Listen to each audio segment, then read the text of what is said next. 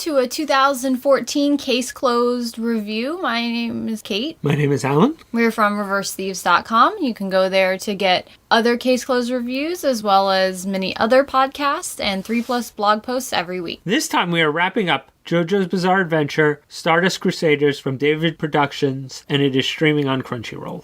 And this is the first half of the story, and the rest of the story will wrap up starting in the winter season. This is actually kind of new to put in the Case Closed because I only recently caught up with JoJo's, and then I started watching with Al kind of halfway through Stardust Crusaders, so it's like a new edition, kind of.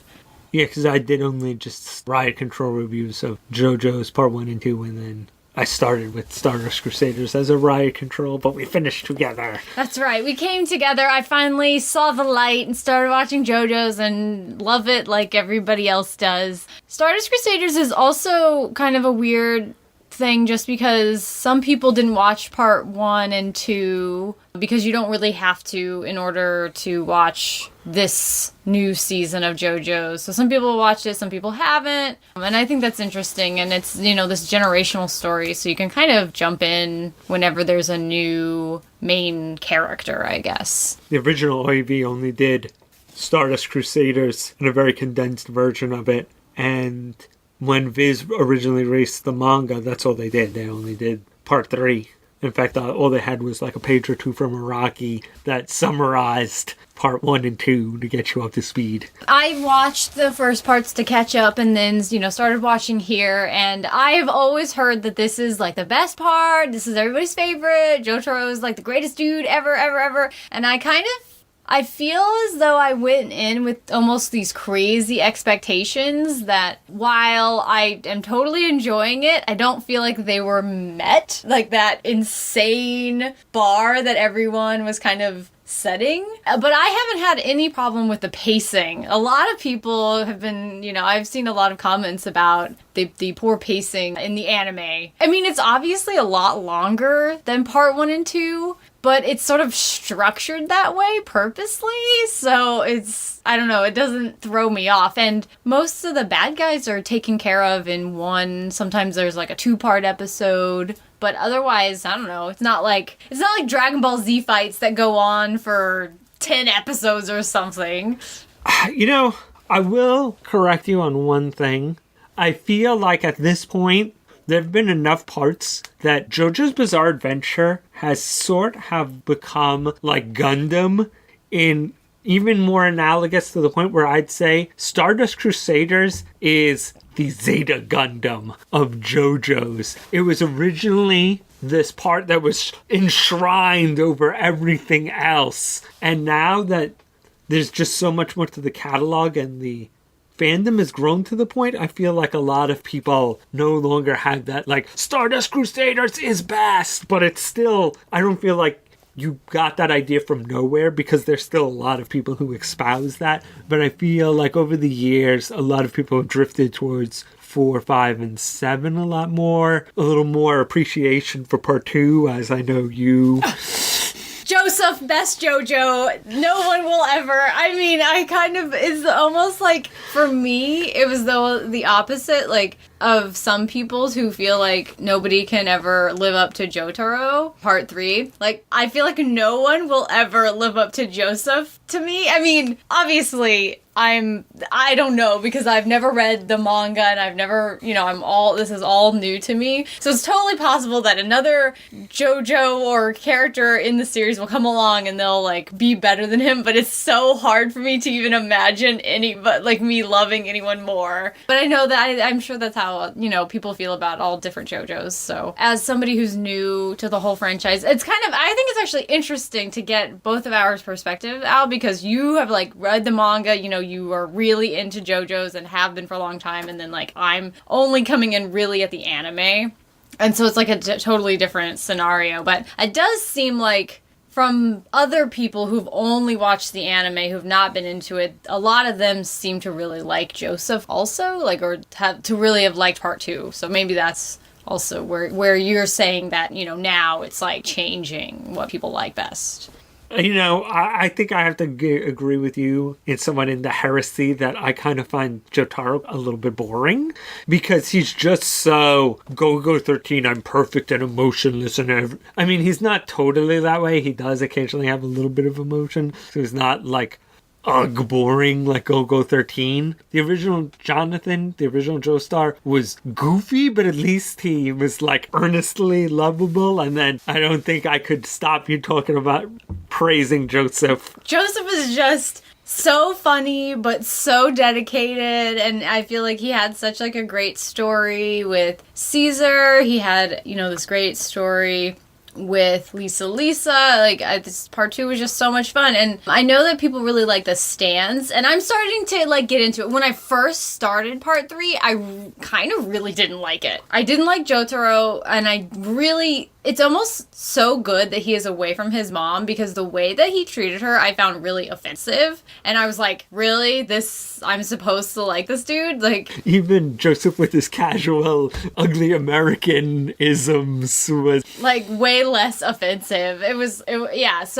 But once he kind of gets away and they're on to the journey, and then the stands in part 3, one of the things I really miss from part 2 is the hand-to-hand, like the real physical fighting. And the stands are cool, and they all have like cool abilities, and I have enjoyed sort of them having to kind of outthink the other stand, have to kind of come up with that like gimmick or that one weakness. So I have gotten into it as it went on. But at first I really didn't like it because I missed like the actual fighting. And yeah, as you said, Jotaro, he's kind of boring, especially because his stand is so like, I don't know, it seems like the least interesting to me, because just like, I'm Star Platinum and I'm good at everything.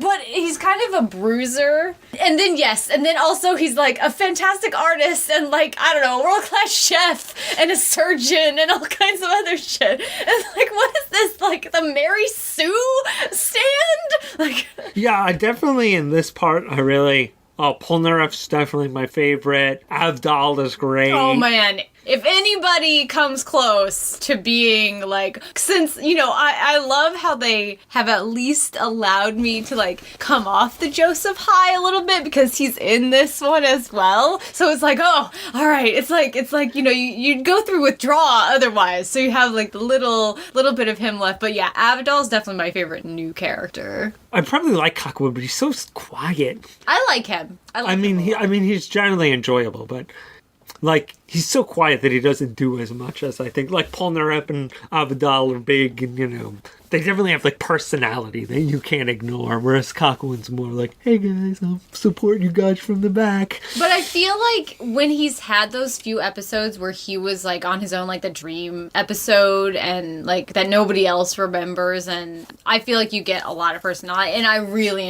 have enjoyed those episodes that have kind of been him and, like, focused on him. I think the one rule that we've learned from part 3 of JoJo's is that vehicles are evil. Vehicles are bad things. I mean, they go through so many. That's probably kind of one of my favorite things, to see all of the vehicles they've gone through. I mean, there must be a list somewhere. It's like airplanes, and then and the final one, submarine.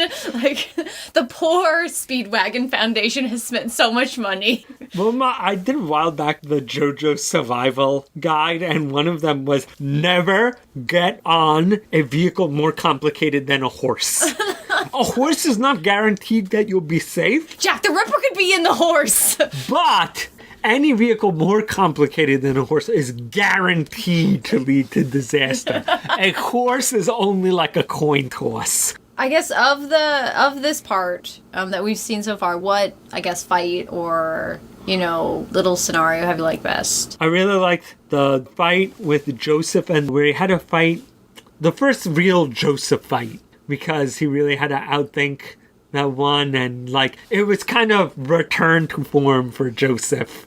I forgot which stand he fought, but you know the one where he had to run through the alleys, and he got to be Detective JoJo a little bit. Yeah, that was, well, I liked everything kind of in that scenario, because then you have like the whole horse shows up around that time, and also the The fight with the mirrors was really good. And emotionally, very, like, great scenes there. Oh, and I also liked Inya Baba. Oh, yeah. Everything involving her and how much she hated Polnareff was hysterical. And how Polnareff was like, oh, this old lady, she's so sweet. She reminds me of my grandma. I'm just gonna hang out with her. And then her internal monologues, like, screaming at him were really good. So anything involving her was really fun. Although I am sad that she didn't just get to, like, straight up murder Whole Horse. Yeah, Hull the Horse is just this cockroach that stays in the series for like so long. I think Araki just really fell in love with this character for some weird reason. Totally bizarre. And yeah, I thought I actually really liked what I watched of Stardust Crusaders, and as I said, I started to like it more as it went on. I kind of got into the mode of the crazy. And as much as people have complained about the pace, I think it's still going at pretty fast. You know, a lot of people, there's still a whole year's worth of content for the Egypt arc. But I'm really curious if people are beginning, because I've seen it too, from what little I've been on Twitter, that people are a little bit beginning to revolt over the pace. And they kind of did that in 1 and 2 to various degrees. But I'm wondering if they continue past 3 and go to 4, how many people are going to just drop it at 4. Because as much as there is basically Assassin of the Week, you know, basically Dio sends crazy stand user of the week against them, at least it has a very definitive paced plot of they have to get from here to fight Dio and win. And you can see their progress. But Diamond is Unbreakable is the next part. And they just wander around and goof around. Like, hey man, we should use our stands to make money. Or, hey, let's check out this weird place. Oh no, a stand user. If people did not like the pace of this part, I wonder, and I don't know I really have no perspective on it, but is it possible that, since part 3 is super popular and just from the Japanese side, super popular part, do you think it's possible that with part 4 they might do kind of how they did with 1 and 2, which was more like a more condensed version? Part 4 is my favorite JoJo, but it's not my favorite part. It's kind of really had a fan resurgence and popularity, but there is a lot they could trim or cut down. There's just like whole tangents that they could cut off or at least really boil down. And so, yeah, I do kind of wonder if they are going to do that. But I think 4 is more popular in Japan and has kind of had a resurgence, so I wonder also how much the Japanese like this pace. I think that's gonna say a lot. I mean, like 5, I can't see them cutting, but once again, like 5 and beyond, 5, 6, and 7 really kind of have a more definitive plot, so I don't see them cutting as much. If they were going to start reducing stuff, they might do that. But even then, that story, even if you did cut it down a lot, does really wander. I mean, really the main plot in earnest does not kick in until halfway through. And I think it's even longer than part 3, so... Really? They set her up a little at the beginning, and then they wander around, and the main characters don't meet the major antagonist until a little past halfway. And even then, they lose track of him, and... I mean, I'm just surprised it's longer than part 3, I guess, because it's, as I said, even though I am okay with the pace, it definitely feels long because it is longer. It in actuality is longer. The manga was longer, so, therefore the anime is longer than parts 1 and 2. Well, just 3 was so popular that he could basically just take his time. Basically, the parts after that really begin to show that. But once again, the other ones have a much more laser beam focused story. So yeah, it's going to be interesting. I guess we got a little off track there. I guess it's not fair for you to make any predictions about the Egypt arc because you already know what happens. I guess I'll ask this instead. has anything been changed that you've like anything major at all? I'm sure like maybe little things, but like it's actually been long enough that I don't actually super remember. Like, as you can tell. Oh my god, yes. I want to say this. Al constantly, like, I know that there is a character in part 3, Mariah Carey. I know that she is in this. And I keep going, Al, is she gonna show up soon? He's like, yeah, I think so. And I'm like, she still hasn't showed up, by the way, so I don't know where she is, but I'm sure, like, clearly she must show up soon. Maybe. I don't know. Maybe she's the second to last boss, as far as Al remembers. Like, yeah, I definitely remember things. Like, I remember them getting their new cast member that they only hint at the end of this part, like, sooner, and I'm like, man, I didn't realize they didn't get him till later. So, yeah, I definitely don't have the best. Because I basically read this part before all the other ones. So I even read this part before 1 and 2. And then going through the rest of the series. And I didn't go back and read 3 when I went back to 1 to go through the whole series. So it's the oldest in my memory. So I kind of think there are any major changes. They added a new guy. Or, yeah, I mean, definitely not. Or they took out this major fight. I mean, there are probably little changes, but they're... I guess I will make a prediction that I'm already mourning because I am convinced 100% that Joseph will die in the Egypt arc, that he will die. It might be like really close to the end, but I am convinced that he does not make it out of this storyline alive. And so every time he gets in trouble, I get really scared. And I am gonna need a few days to recover. I might have to take like bereavement from work. Like there might be some real hardship. I'm sorry, I have to take off. Someone close to me died. Yeah. Ooh, Joseph Joestar. So that's my prediction about the Egypt arc. Oh, who else do you think? Do you think anybody else is gonna bite it, or do you think anybody else has plot armor? I think Jotaro is gonna die, like, soon. I think he's gonna die, like, next stand. Him, definitely gone. I don't know. You know, I feel like I could imagine other characters dying. I mean, it's not as if the series doesn't have a penchant for doing such things. So I could imagine, especially because Kakuin and Jotaro are, like, really close, that I could imagine Kakuin biting it. I feel like... I don't want to... Is it a spoiler? I feel like Avidal is fine because he already died once. So I'm like, oh, well, I think he'll make it because, you know, they already brought him back. So I guess I'm on the fence about Polnareff. You're like, is he just too goofy to kill? Exactly. Or is it going to be like, no, the heart of the team is dead? Yeah, so I don't know. But as I said, I'm convinced about Joseph. I mean, I'll happily be wrong. But, okay, so the only other question we should try to answer, what will the ending song be for part 3? I mean, I know people want Holy Diver for that, Dio joke. Because one of Dio's most famous songs is Holy Diver, so they all want. Oh, okay. That makes sense. I mean, that makes sense. That's not a bad scenario. I know people seemed really disappointed in, like, Walk Like an Egyptian. I don't know why, but...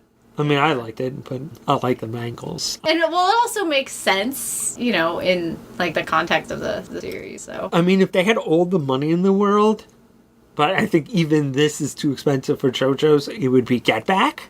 Because when Joseph is originally in the airport and this Walkman is probably the greatest Jap invention ever. He's listening to Get Back. And the song that ends this part is Get Back as well. Somebody else is listening to Get Back. And why do you think that? You feel like that's more expensive than other things that they're... I mean, just the Beatles album is just like... I know it is infamously... Tears more expensive than other songs. So, I mean, if it was any other songs other than a Beatles song, I'd assume, oh, yeah, it'd Get Back. I mean, it is technically the song that inspired, JoJo's. Because, there's the line, JoJo was a man who thought he was a loner. I mean, it's the whole reason, the namesake of the whole series. So, I would think that would be my preference, but I once again, that is just anything from the Beatles catalog is so expensive. It definitely seems like a song that if it was to get used, we would not get it. If not that JoJo's has been licensed, unfortunately, but it definitely seems like one of those ones that'd be like, zip, that's not gonna be in there. You know, and they'd place it with some sort of like generic instrumental or something like that. I don't know. I feel like I feel like it's maybe easier to predict knowing what's going to be happening or knowing the character. Obviously, like you mentioned, Dio. I think that one would. I feel like that's a good backup. Or like any real like Dio song would be fine. Like Ice Ice Baby for, there is Vanilla Ice in the next part. See, if I knew that, now I'm like, I like the juxtaposition of ice and Egypt. I like that. I'd like a Queen song, but I'd much rather they save Killer Queen for part 4, because there is a guy who has the stand Killer Queen in part 4. I like all of these scenarios. I guess I'm just kind of excited to see whatever it is, because I feel like they've done a good job so far. I mean, I still think I like Roundabout best. I'm sure people complain about it no matter what it is, unless it's Get Back, and then everybody will be happy. It's kind of fun to see what it'll be. I find it more fun than having the original songs. It's like, oh, what are they going to pluck from the past? I feel like everybody's watching JoJo's, and I'm really pleased, and I'm going to kind of miss it now. Now that I've caught up and started watching it every week, I'm really going to miss it. But not gone for very long. So, see you guys in the winter.